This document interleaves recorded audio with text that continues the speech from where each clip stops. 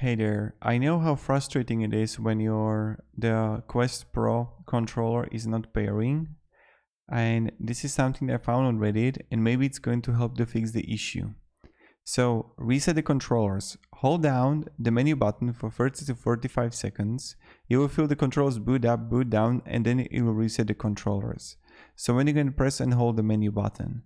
What you can also try to do is factory reset your headset, and then may also help your issue that you have.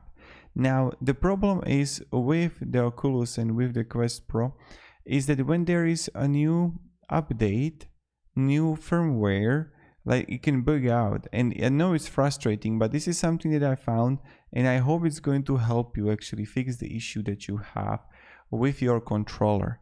So thank you very much for watching. Hope you are going to have a great day, and goodbye.